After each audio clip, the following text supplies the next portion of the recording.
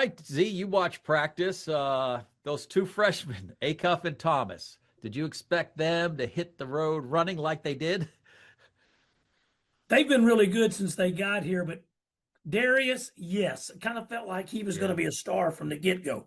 Malik, to me, not as much from what I had seen in the summer, like from June on, man, Billy Richmond, Carter Knox, DJ yeah, Wagner, they were they were going at Darius and Malik, and I thought they got after Malik especially.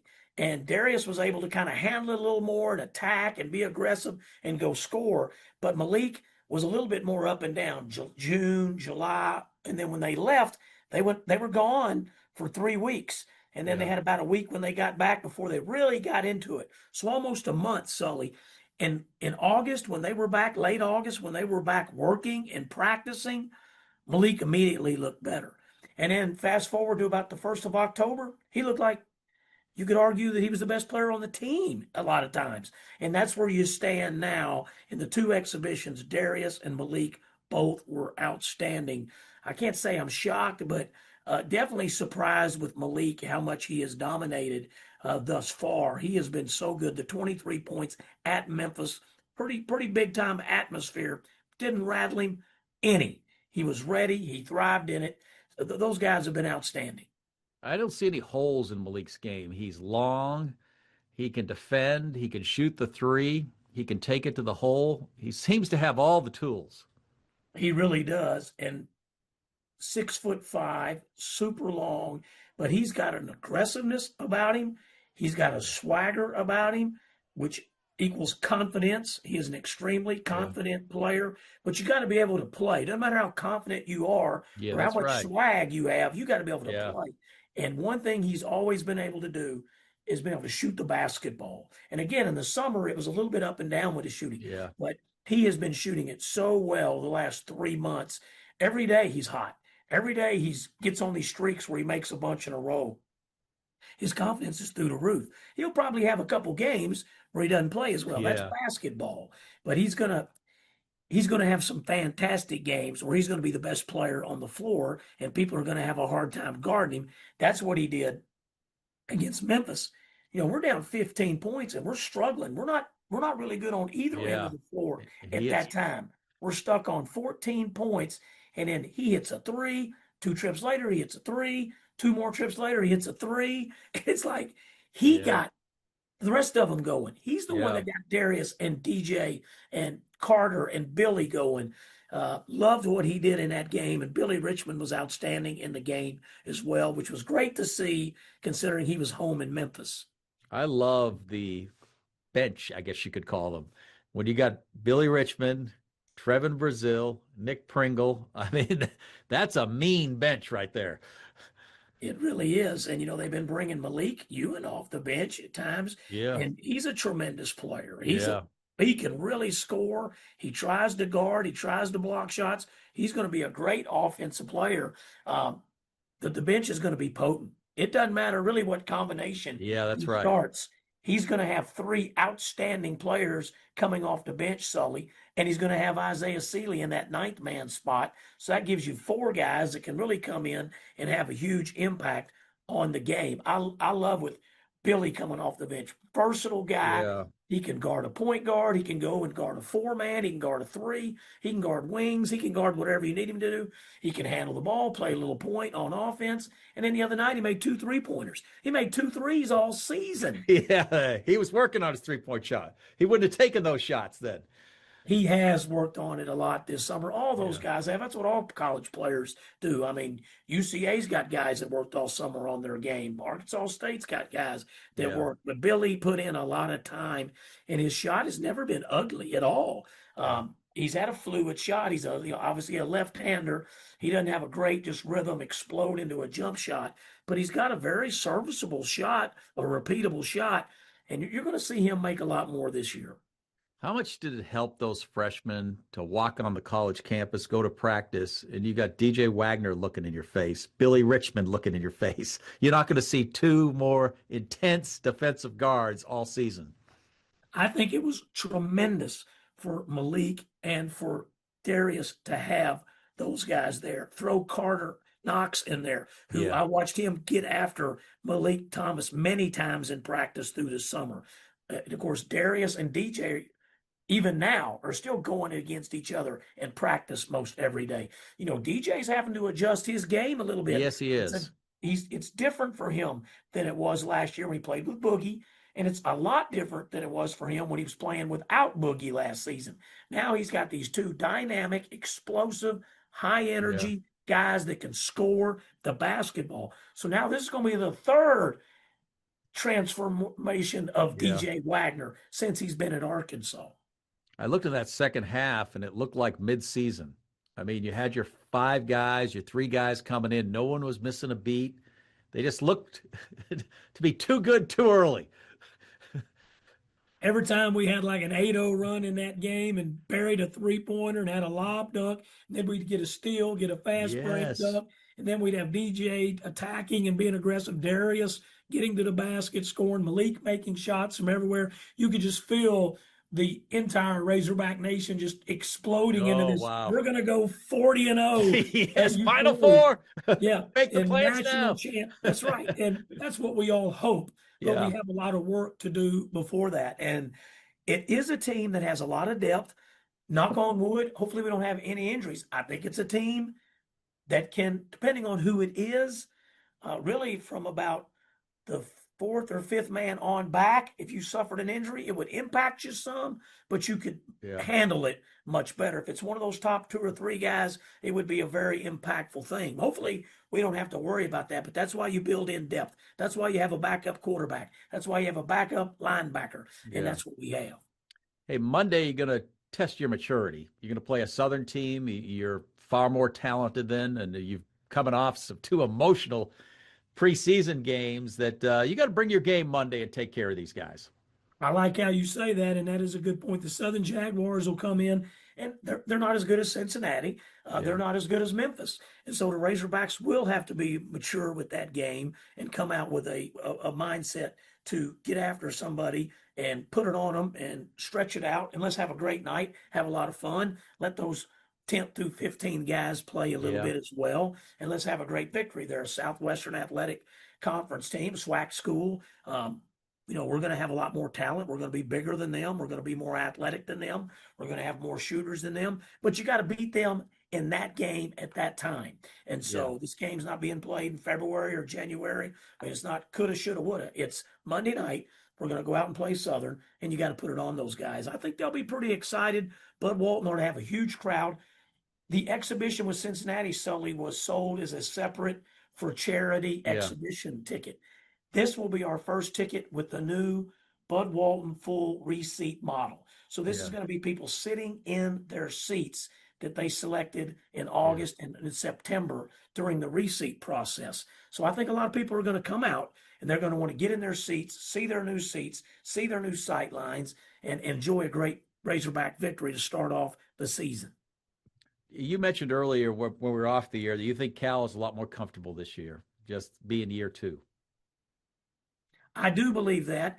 I think last year he was very happy to be here. He was excited, but he was still getting to know everybody. He was still trying to figure everything out. He had his staff with him, his comfort zone, his family, and his staff.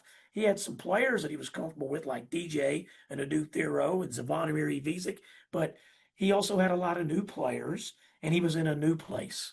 And he'd been here to play games before. He'd been to church at St. Joseph's before, but he hadn't lived here. He Yeah. hadn't been here day to day. He hadn't been wearing the red. He hadn't been a Razorback. So I do think it took him a little bit of time to get going with that, and he had to figure it out. The staff did as well. But now they are all very, very in place, comfortable, feeling good. I see a Coach Calipari that feels like he has a great basketball team. To me, he's worked this team almost double hard. Not that he didn't work them hard last year. He's just worked this team much, much harder. They've not been hurt. They've not been all on the sidelines. He's Yeah. been able to practice them. They had a much better summer. They had a much better fall. No comparison. He was able to make them run sprints and do those 20 suicides in 20 minutes and push these guys physically. And he was not able to do that last year. That's why this team looks so much better. And that's why we were so much better than Cincinnati and Memphis, two blowout wins. Outside shooting with Malik Thomas alone, you become better than last year. Absolutely. And the good thing about the outside shooting is all of our games are played indoors. That's a joke, Subtle. That's a joke. But we are a lot better because of those guys. You're absolutely right. And Darius is a very good shooter himself, Yeah. but he is a gamer at making shots. But Malik Thomas can flat out shoot it. Going into the games, going into the season, Sully, I kind of thought Carter would make our most threes and Yeah. that Malik Thomas would shoot the higher percentage because he's just more of a pure shooter. Yeah. But man, Malik Thomas is shooting a lot.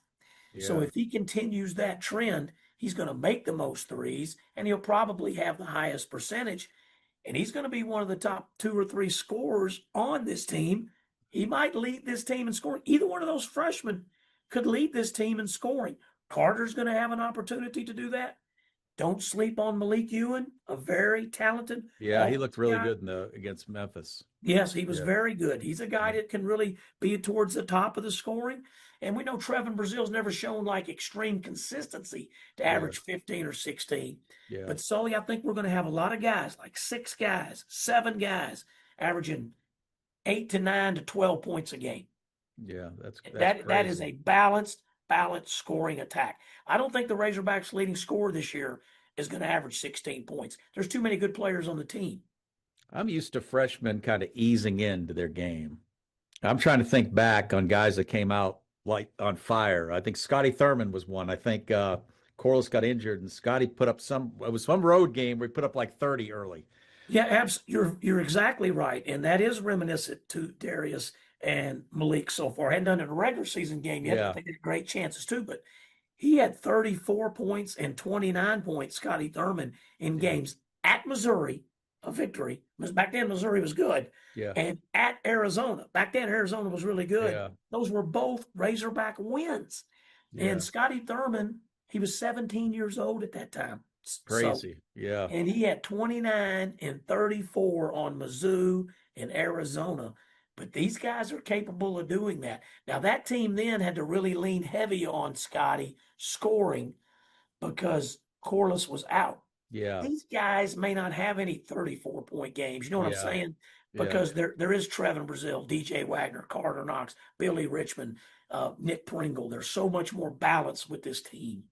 I worry a little about Nick Pringle because he doesn't aggressively go after his game. He's kind of settling in, but he's a guy that we haven't really seen the best of Nick Pringle yet. No, he's a great athlete. He's a mature young man. He's 24 years old. He's got a seriousness about him. Is his 6th full year of playing college basketball. He's going to have some great games. He's going to have some double doubles. But I do think with all the other talent, there's going to be games that he plays good defense. He sets a lot of good screens, and he has 7 points and 5 rebounds. I do think Nick will impact the game that way a lot. I do think there'll be some games where he'll have 13 points and 12 rebounds. He's a guy that can get you 12 rebounds in a game. He won't average that, but Nick Pringle's good, and we need him to be really good for this team to make a run. And Sully, we've talked about it a little on here before. Sully, this is a team that's going to be competing for a conference championship. Yeah. We don't know if we're going to win it, but we've not been in the real race to win one in a good while. And this team is going to be in the thick of the race. And I know Coach Cal from being in a couple different conferences with him. He loves to win the league championship. Yeah. Well, I know one thing. I don't remember. It's kind of like a distant memory now, but they're not going to finish 8 and 10 in league play. No, we finished 8 and 10. Is that crazy? That's crazy. The way we finished, we were as good as anybody in the country at the end of the year. Well, when you go 0 and 5, okay, Yeah. and then we go 8 and 8 and 5. Yeah. 8 and 5 the rest of the way. And against a good SEC. Yes, I mean, as good as the SEC top to bottom has been. The SEC's been good before, but top to bottom, you can argue last year was as good as it's ever been. 2 teams in the Final Four. And I'll say this league's going to be good again. This league overall won't be as good as last year. It's going to be tough. It's going to be hard to win. But last year, there was tremendous players in this league. And just by taking Bruce Pearl out, That reduces your league just a little bit. This guy wins conference championships. He's the reigning conference champion. You take him off the bench and you put him out of the program. Yeah. That's a big impact in the conference. The conference is going to be difficult. It won't be quite as difficult as it was last season. I think the difference between SEC basketball and SEC football is the caliber of coaches. I mean, you got some heavy hitters in the SEC. You got great coaches in this conference. We lost a great one. Yeah. He never won a national championship, but he had Auburn to a couple Final Fours. Yeah. Auburn was not a good basketball program before he went there. You got Rick Barnes and you go. You talk about Rick Barnes. Nate Oates is a great coach. Yeah. You've got some guys that can win, guys that are confident. There's also kind of the mid-range guys that are still trying to find their way. Dennis Gates, there's still guys that have had some pretty good teams, but they're trying to get up in the upper echelon of the league. You got Bucky McMillan now at Texas A&M. Chris Beard is just thinking big. He's a guy that wants to win big. Yeah, and the guy at Texas Miller has had good success at Xavier, and he had a little bit of success. Sean Miller at Arizona lost his job there, was in some mucky waters, and he got Florida, the defending national champs. Yes, it's crazy. That guy was on his way out at the beginning of the year. They forgot all about that stuff. That all went away as they had a good basketball team. Yes. That's the ability to keep those things quiet. Isn't that weird how it worked out? How this guy was potentially on the ropes, and bang, he wins a national championship. Yeah, I think three things probably helped him on that. I don't know anything about the investigation, what accusations, don't know, but three things saved him. Number one, the athletic director supported him. That's the athletic director that hired him. Yeah. Fully supported him. And number two, he had a great basketball team, so that took a lot of the attention there. And number three, they had a lot of problems with their football program, which can impact basketball. Yes, it can. Yeah. And their football was struggling at that time. And then their football finished the season pretty good. But all that football attention kind of helped take a little bit of attention off Coach Golden. And he was able to save himself. And then you look up 5 months later, and they're hosting the national championship trophy. And one football question, and this involves John Calipari. If you're a basketball coach, wouldn't you love to be a football coach paired with him? You'd have you, Cal, Dave Van Horn. I mean, you'd have three Hall of Famers right there. Basing off the third one came in was a big name, Absolutely, and we don't know. It may end up being a huge name that comes in here. It might be a young coach that's kicking butt right now wherever he's at. It might be somewhere in between. But I think any coach would love to come here. Don't let our fans say, you hear this on occasion. This is not true. Don't let anyone say no one wants to come here. We've had hundreds and hundreds and hundreds of coaches already since the coaching change. Let it be known they want to come here. There are a lot of coaches that want to come to a place like the University of Arkansas. And I don't know who it's going to be. Hunter's got to figure all that out, and it's going to be obviously a very important hire. But I don't think any of you, and some of you that are listening, have probably said this at home. Now, we do have to have somebody that wants to be here more than anything. I'm with you on that. I don't want to chase a guy. That's right. We got to have somebody that wants to be here, and there are plenty of college football coaches that would love to be the head football coach at Arkansas. Don't let anybody tell you that nobody wants to be here, because that's not true.